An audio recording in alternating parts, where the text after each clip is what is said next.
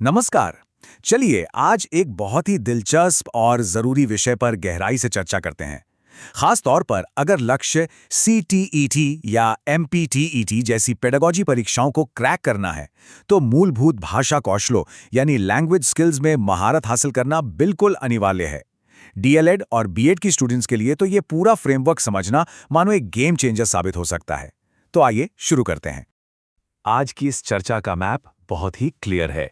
शुरुआत करेंगे कौशलों के प्राकृतिक विकास से, फिर समझेंगे रिसेप्टिव और प्रोडक्टिव स्किल्स का अंतर, और अंत में पहुंचेंगे सबसे अहम एकीकृत शिक्षण दृष्टिकोण यानी इंटीग्रेटेड टीचिंग तक। तो पहले भाग की ओर बढ़ते हैं। LSRW आधारभूत ढांचा। चलिए भाषा अधिग्रहण के एकदम प्राकृतिक क्रम को डिकोड करते हैं।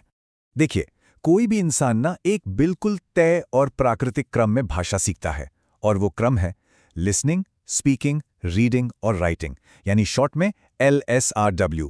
जरा सोचिए, जन्म के बाद एक बच्चा सबसे पहले क्या करता है?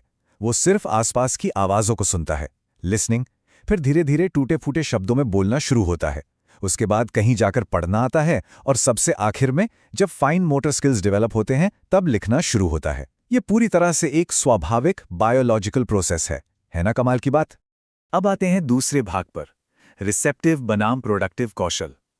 देखते हैं कि शिक्षार्थी की एक्टिविटी के आधार पर ये चारों कौशल कैसे बांटे जाते हैं। अब ये कैटेगराइजेशन समझना बहुत ही मजेदार है। लिसनिंग और रीडिंग को रिसेप्टिव स्किल्स कहा जाता है। इन्हें हम पैसिव या निष्क्रिय कौशल भी कहते हैं। क्यों? क्योंकि इनमें जानकारी सिर्फ अंदर ली जाती है, ग्रहण की जाती है। इसके एकदम उलट स्पीकिंग और राइटिंग प्रोडक्टिव स्किल्स हैं। ये एक्टिव हैं, क्योंकि जब भी हम बोलते या लिखते हैं तो हम सच में कुछ नया क्रिएट कर रहे होते हैं, नए विचारों को प्रोड्यूस कर रहे होते हैं। बिल्कुल सिंपल लॉजिक है।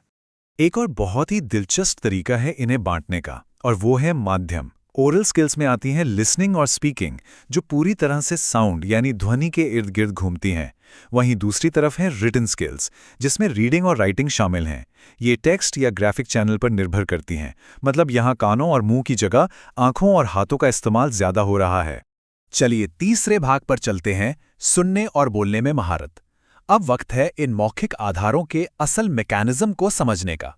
एग्जाम के नजरिए से ये जो टेक्निकल शब्द है ना, ये गेम चेंजर है। ध्यान दीजिएगा, लिसनिंग के लिए सिमेंटिक एक शब्द का इस्तेमाल होता है, जिसका सीधा मतलब है अर्थ को समझना, मीनिंग निकालना।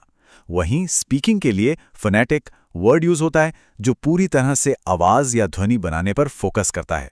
और हाँ, एक स्टिमुलस यानी उद्दीपक का इस्तेमाल होता है, कोई प्रतिक्रिया निकलवाने के लिए। उदाहरण के लिए, जब कोई टीचर क्लास में कहता है ट्विंकल ट्विंकल, तो बच्चे झट से लिटिल स्टार कहकर उस खाली जगह को भर देते हैं। यही तो स्टिमुलस का जादू है। अब बात करते हैं पेडागॉजी के एक सुपरस्टार कॉन्सेप्ट की, इंटोनेशन। बोलते समय हमारी आवाज के सुर या पिच में जो अचानक उतार चढ़ाव आता है ना, उसे इंटोनेशन कहते हैं। और मजे की बात यह है कि सिर्फ टोन बदलने से पूरे के पूरे वाक्य का अर्थ एकदम से बदल सकता है। यही वो चीज है जो हमारी बातचीत को असल में असरदार और जिंदा दिल बनाती है। सिर्फ इंटोनेशन ही नहीं, बल्कि एक अच्छी और प्रभावी बातचीत काफी हद तक कुछ और बातों पर भी टिकी होती है, जैसे फ्लुएंसी यानी बिना अटके एकदम स्मूथली बोलना।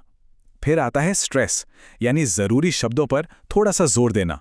और सबसे अहम, प्रभाव छोड़ने के लिए पॉज लेना, यानी सही जगह पर थोड़ी देर के लिए रुकना। क्लासरूम में इन सभी सब स्किल्स पर खास ध्यान देना चाहिए, तभी तो एक बेहतरीन कम्युनिकेशन स्किल डेवलप होगी। आगे बढ़ते हैं भाग 4 की ओर, प्रभावी पठन रणनीतियां। चलिए समझते हैं कि टेक्स्ट को डिकोड कैसे किया जाता है। अक्सर स्किमिंग और स्कैनिंग में बड़ा कंफ्यूजन होता है। चलिए इसे हमेशा के लिए क्लियर कर लेते हैं।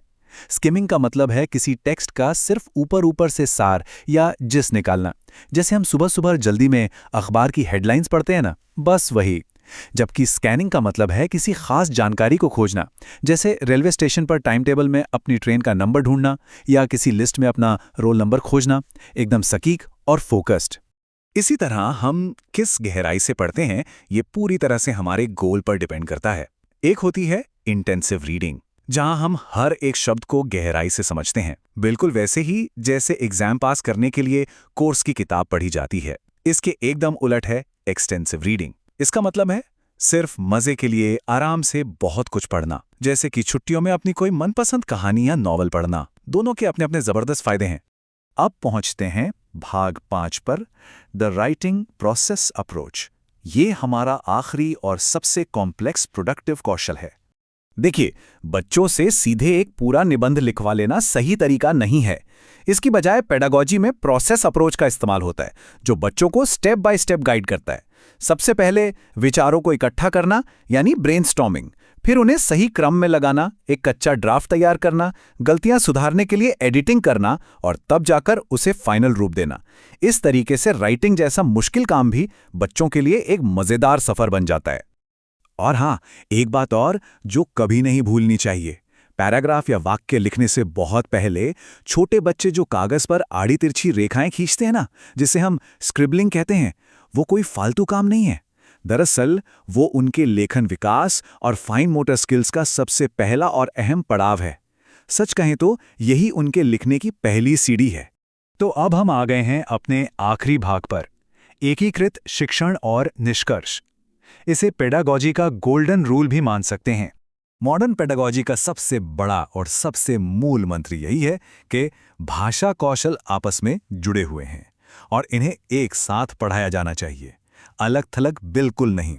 इसका मतलब ये है कि ये जो चारों स्किल्स हैं, L, S, R, W, ये असल जिंदगी में एक दूसरे के साथ पूरी तरह से गुंथे हुए हैं, ओवरलैप करते हैं। इसलिए इन्हें अलग अलग डिब्बों में रखकर पढ़ाने के बजाय एक इंटीग्रेटेड अप्रोच के साथ ही क्लास में डेवलप किया जाना चाहिए। तो इस चर्चा को समेटते हुए सभी भावी शिक्षकों के लिए यहाँ एक बहुत ही शानदार, सोचने पर मजबूर कर देने वाली चुनौती है। क्लासरूम में पढ़ाते समय इन चारों मूलभूत भाषा कौशलों को एक ही लेसन प्लान में बिना किसी रुकावट के कैसे पिरोया जा सकता है, इस पर जरूर गहराई से विचार कीजिएगा, क्योंकि सच माने तो एक बेहतरीन और असरदार शिक्षक की असली पहचान यही होती है। इस डीप डाइव में साथ बने रहने के लिए बहुत बहुत धन्यवाद।